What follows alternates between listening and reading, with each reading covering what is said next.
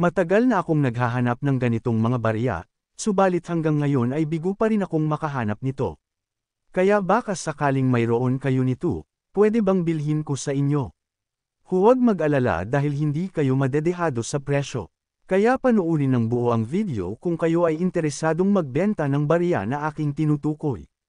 Pag-uusapan natin ang mga detalye at kondisyon, pati na ang presyo ng mga barya na aking hinahanap. Halina at ating pag-usapan ang 10 piso BSP Series Coin.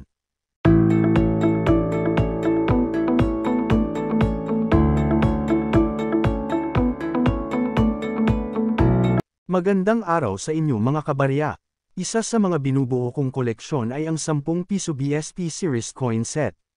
Subalit hanggang sa ngayon ay hindi pa rin ito mabuo dahil sa ilang mga barya na mahirap hanapin. At ito ang gusto kong ipahanap at bilhin sa inyo mga kabarya.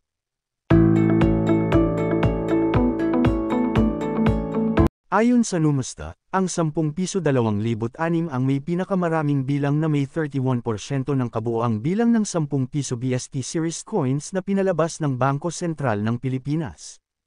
Ang pangalawa sa may pinakamaraming bilang ay ang year 2002 na may 28% ng kabuoang bilang ng 10 piso BSP Series Coins. Ang pangatlo sa may pinakamaraming bilang ay ang 10 piso year 2010 na may 16% ng kabuoang bilang ng mga baryang ito. Ang mga baryang ito na may maraming bilang ay madaling hanapin o common coins kaya wala itong karagdagang halaga. Lumipat naman tayo mga kabarya sa mga medyo mahirap hanapin at pinakamahirap hanapin. Ang 10 piso year 2016 ay medyo mahirap hanapin o tinatawag na semi-hard to find coin. Ito ay 2% lamang ng kabuoang bilang ng 10 piso BSP Series Coins.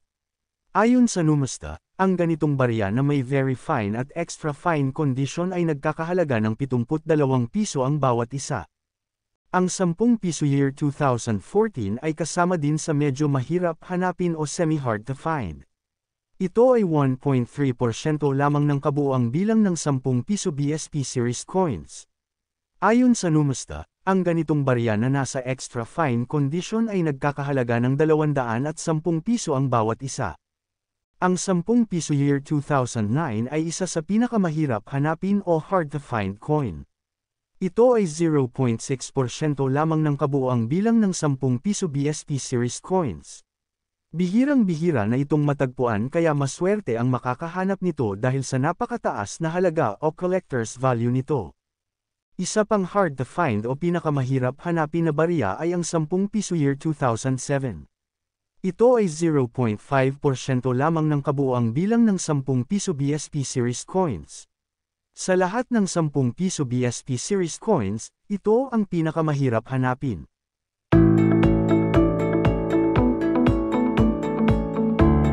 Ang barya na aking hinahanap ay ang dalawang hard to find coins, ang 10 piso year 2007 at 2009. Tunay o legit na 10 piso year 2007 at 2,000 shampoo ang aking kailangan. Dahil sa mahirap mahanap ang ganitong mga barya at maraming collector ang naghahanap nito, mayroong mga naglalabasan na mga altered coins. Ano ba ang altered coin? Ang altered coin ay tunay na barya subalit ito ay sinadyang baguhin pagkatapos nitong mamint. Isa sa halimbawa nito ay ang pagpapalit o pagbabago ng year na nakalagay sa barya. Ito ay madalas na ginagawa para gayahin ang mga rare o hard to find na barya. May mga altered coins na 10 piso year 2007 at 2009 na ibinibenta online. Nagkakahalaga ito ng 500 hanggang 1,000 piso ang bawat isa. Tandaan natin na ang pag-alter ng mga barya ay ipinagbabawal ng batas at ito'y may karampatang parusa. Ano ba ang pinagkaiba ng altered coin sa totoong 2007 at 2,000 na coin? Sa unang tingin, ito ay halos magkatulad lamang. Ang nasa kaliwa ay tunay at ang nasa kanan ay altered. Kung ating pagmamasdang mabuti ang taon na 2007, mas manipis ang itaas ng 0 sa legit, mas makapal naman yung altered. Yung gilid naman ng 0 ay makapal sa legit at manipis naman sa altered. Ang 0 ng altered ay parang magkaparehas lamang ang itaas at gilid ng 0. Samantalang yung legit, manipis yung itaas ng 0 at makapal yung gilid. Kung ating pang pagmamasdan, mas malinaw ang detalye ng mukha ni Andres Bonifacio at Apolinario Mabini, pati hibla ng buhok ay kita pa sa legit samantalang malabo naman ang altered coin. Ganun din ang year 2009. Malinaw ang detalye ng legit 2009 na samantalang malabo naman ang altered 2009. Sa taon na 2009 naman, mas maganda ang pagkakalagay ng numero ng legit, samantalang hindi maganda ang detalye at halos pare-pareho ang kapal at nipos ng numero ng taon ng altered 2009. Ang aking hinahanap na 10 piso 2007 at 2009 na ay yung legit lamang na barya. Ang year 2007 at 2009 na ay aking bibilhin sa parehong halaga lamang. Kung ang inyong barya na 2007 o kaya naman ay 2009 na ay lumang-luma na at hindi na maganda ang kondisyon, ito ay bibilhin ko sa halagang 1,000 piso ang bawat isa. Kung ang barya naman ay mula very fine hanggang extra fine condition, bibilhin ko ito sa halagang 1,500 hanggang 3,000 piso. Pero kung ang inyong barya ay almost uncirculated, makinang at walang gasgas, ito ay bibilhin ko sa halagang 4,000 piso. Kung sakaling ang inyong barya ay brilliant uncirculated, ibig sabihin kayo pa lang ang unang nakahawak ng barya na yan, bibilhin ko ito ng 5,000 piso.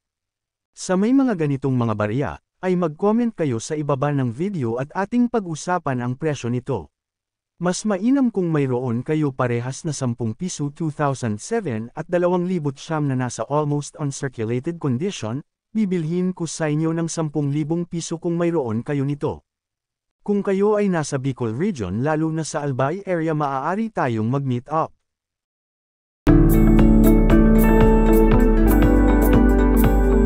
Sa mga bago lamang po sa ating channel, huwag pong kalimutang mag-subscribe para lagi kayong updated sa mga videos natin tungkol sa mga barya.